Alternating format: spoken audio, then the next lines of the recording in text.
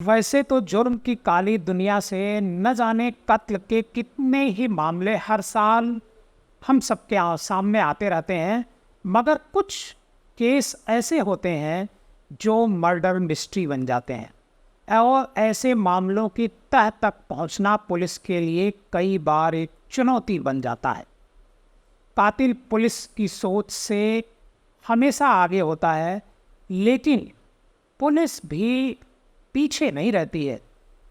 कातिल कभी कभी ये भूल जाता है कि गुनाहगार चाहे कितना भी सातिर क्यों न हो, लेकिन वो एक दिन कानून की गिरफ्त में आता जरूर है। नमस्कार, आदाब। आप देख रहे हैं डीएनएम शो। डीएनएम शो में हम अपराध की सच्ची कहानियां आपके सामने लेकर के हाजिर होते हैं। अगर आपको हमारी कहानी पसंद आती है तो हमारे इस चैनल को सब्सक्राइब कीजिए और इस कहानी को ज़्यादा से ज़्यादा लोगों को शेयर कीजिए। ये मामला जो हम आज आपको कहानी सुनाने जा रहे हैं, ये कहानी है रायपुर के कोरबा उपनगर की। कोरबा का एक छोटा सा इलाका है कुसमुंडा की रहने वाली एक 18 साल की सलमा सुल्ताना होती है, जो एक वैसे तो वो सामान्य परिवार से ताल्लुक़ रखती है, लेकिन जब वो उसके साथ ये हादसा हुआ उस समय वह एक नामी टेलीविज़न की एंकर हुआ करती थी। सुल्ताना ने 10वीं की पढ़ाई करने के बाद 2016 में टीवी पत्रकारिता की दुनिया में कदम रखा, स्क्रीन पर आई और अपने टैलेंट के बलबूते कम समय में ही उसने पहचान बनाना शुरू कर दिया। एंकरिंग के साथ रिपोर्टिंग, स्टेज शो, कई कार्यक्रमों को हिस्सा लेती थी। असल में किसी एक बड़े टेलीविज़न चैनल एंकर बनने का ख्वाब देख रही थी। कुछ लोग तो ये भी कहते हैं कि वो फिल्मी दुनिया में भी किस्मत आजमाना चाहती थी। अचानक अक्टूबर 2018 का एक दिन था जब रोज़ की तरह सलमा अपने काम पर जाने के लिए कुसमांडा से कोरबा के लिए निकली थी, लेकिन उस दिन वो लौट कर अपने घर नहीं पहुंची। इसके बाद उसके परिवार वालों ने उसे तलाशना शुरू किया। उन्हें इस बात का बिल्कुल अंदाज़ा नहीं था कि उनकी ये तलाश कितनी लंबी होने वाली है। घर वाले उसे तलाशते रहे, लेकिन उसका कोई सुराग नहीं लगा। सलमा सुल्ताना चूंकि न्यूज़ एंकर थी, इस वजह से उसके लापता होने की खबर अब तक मीडिया कर्मियों और आम लोगों के बीच फैल चुकी थी। उसे लेकर कई तरह की अफवाहें भी उड़ने लगी। किसी ने ये कहा कि वो मुंबई चली गई, तो किसी ने ये कहा कि उसकी कोई अफेयर था और उस अफेयर में किसी लड़के के साथ वो चली गई। जब सलमा के परिवार वाले उसे तलाश करके थक चुके, तब उन्होंने पुलिस के यहाँ जा कर के एक FIR लिखी। जनवरी 2019 में उन्होंने कुसमुंडा पुलिस थाने में सलमा की गुमशुदगी दर्ज कराई। पुलिस ने गुमशुदगी तो दर्ज कर ली, लेकिन ये मामला वहीं पर दबा का दबा रह गया। परिवार वालों को काफ़ी उम्मीद थी पुलिस से कि पुलिस कुछ करेगी, लेकिन पुलिस ने कुछ भी नहीं किया। इसी बीच जो कोरबा ज़िला है, वहाँ के एक SP हैं मिस्टर रॉबिन्सन। जब उनकी तैनाती होती है तब रॉबिन्सन जो है इस जो पुराने केसेज होते हैं उसको खोलने की कोशिश करते हैं, उसके बारे में जानकारी करते हैं, और सुल्ताना का भी केस उनके सामने आता है जिसकी गुत्थी सुलझी नहीं थी, जिसे पुलिस ने एक तरीके से बंद कर दिया है। रॉबिन्सन ने एक टीम बनाते हैं और टीम बना करके उसकी जानकारी करते हैं। तो जानकारी के दौरान इसी साल 2023 में 30 मई को पुलिस को पता चला कि सलमा अब इस दुनिया में नहीं है, उसका कत्ल हो चुका है। जब पुलिस को ये पता चला कि उसका कत्ल हो चुका है, तो अब पुलिस के सामने सबसे बड़ा सवाल ये था कि आखिर सलमा की लाश कहाँ है और उसका हत्यारा कौन है, क्योंकि जब तक लाश नहीं मिलेगी तब तक हत्यारे को सज़ा पुलिस नहीं दिला सकती है। पुलिस की जो खबरी हैं वो अपना काम कर रहे थे, और इसी बीच पुलिस को जानकारी मिलती है कि एक जगह है कोरबा के पास, जो कुसमुंडा और कोरबा के बीच में, वहाँ पर उसकी लाश को ज़मीन के नीचे गाड़ दिया गया है।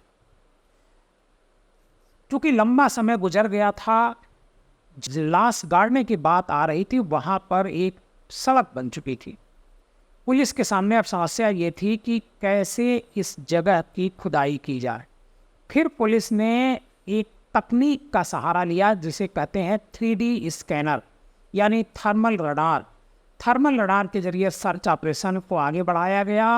रायपुर से एक विशेषज्ञों की टीम आई और 3D स्कैनर के साथ कोरबा में पूरा इसकी स्कैनिंग शुरू हुई, जिसकी निगरानी कहा जाता है कि रॉबिन्सन जो एसपी वहाँ के थे वो खुद मौजूद थे और वो खुद कर रहे थे।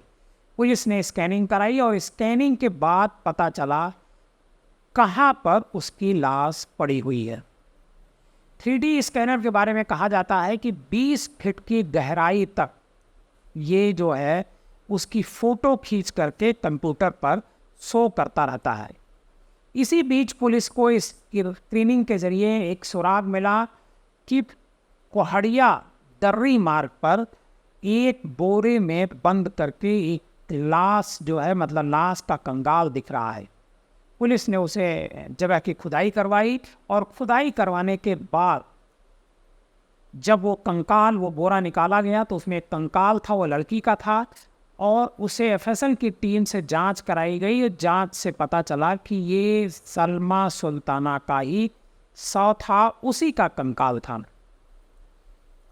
इसी बीच पुलिस को ये भी पता चलता है कि कोरबा के एक बैंक से सलमा ने लोन दे रखा था जिसकी किस्त का भुगतान 2018 तक कोरबा का एक युवक कर रहा था, मगर 2019 से उसने लोन की किस्त देना बंद कर दिया था। जब सलमा ने किस्त जमा करने के लिए उसे कहा तो वह सलमा के साथ अभद्र व्यवहार करने लगा, उसे धमकी भी देने लगा। पुलिस के लिए यह जानकारी अहम थी, लेकिन सवाल ये था कि वो युवक कौन था।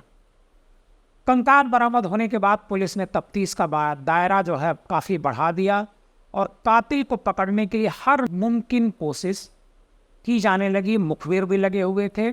इसी बीच पुलिस को ये पता चला कि सलमा का एक लड़के के साथ अफेयर था जिसका नाम मधुर साहू था। वो बिलासपुर का रहने वाला था और कोरबा में जिम चलाता था। पुलिस के लिए ये जानकारी बहुत महत्वपूर्ण थी। इसी बीच पुलिस अब सीधे मधुर साहू पर हाथ नहीं डालना चाह रही, लेकिन इसी बीच उसे पता चलता है कि उसकी एक नौकरानी है, अगर उसे उठाया जाए तो काफ़ी कुछ पता चल सकता है।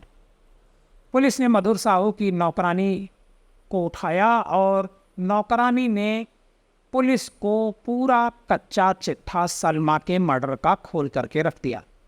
उसने बताया कि 2018 में ही मधुर साहू ने अपने दोस्तों के साथ मिल करके सलमा का मर्डर कर दिया था और सलमा का मर्डर करने के बाद से ही मधुर साहू फरार हो गया था। अब पुलिस को सामने जो सबसे बड़ी समस्या थी मधुर साहू की तलाश थी और उसके साथियों। पुलिस ने इलेक्ट्रॉनिक सर्विलांस के जरिए और उसके परिवार वालों से पूछताछ के जरिए मधुर साहू को गिरफ्तार किया और इस केस का खुलासा किया। मधुर साहू के साथ साथ और कई लोग भी गिरफ्तार किए गए जिन लोगों ने मधुर साहू का इस सलमा सुल्ताना के मर्डर में साथ दिया। तो कहते हैं कि पुलिस अगर किसी केस में लग जाए, किसी कांड को खोलने में लग जाए तो समय वक्त ज़रूर लग सकता है, लेकिन उसका खुलासा ज़रूर होगा जिस तरीके से सलमा सुल्ताना के केस में हुआ, बशर्ते पुलिस को लगना पड़ेगा। आज के डीएनएम शो में हमारी ये कहानी आपको कैसी लगी, हमें कमेंट बॉक्स में जाकर ज़रूर बताइएगा।